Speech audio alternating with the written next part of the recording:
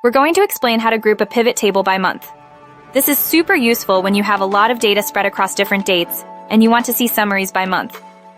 Let's dive in. 1. Prepare your data. Make sure your data has a column with dates. This is crucial. Excel will use this column to group your data. The date format should be recognizable by Excel, e.g., MDDY, DDMI.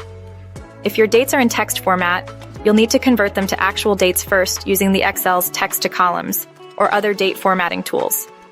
2. Create your pivot table. If you don't already have one, create a pivot table from your data.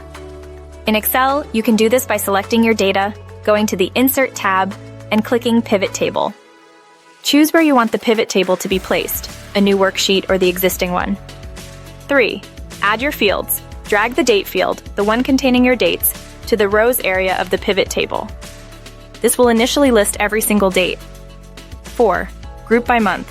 Here's where the magic happens. With the pivot table selected, right-click on any date in the rows area.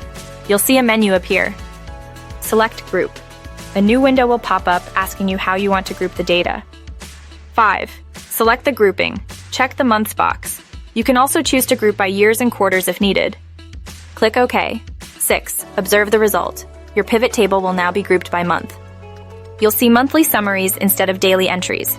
Each month will show the aggregated values from your other chosen fields, such as sums, averages, counts, etc., depending on what you've added to the values area of the pivot table. 7. Adding other fields.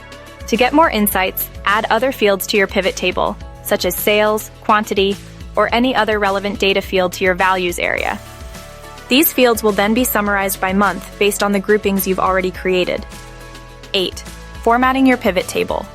After grouping, you can format your pivot table to improve readability by changing font sizes, adding colors, or customizing the number formats. 9. Troubleshooting. If grouping doesn't work as expected, double-check your date format. Ensure your dates are actual dates, not text that looks like dates. If you still have issues, check if the column is formatted as a date type. That's it.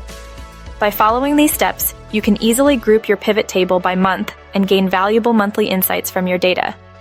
Remember to experiment with different grouping options and fields to explore your data fully.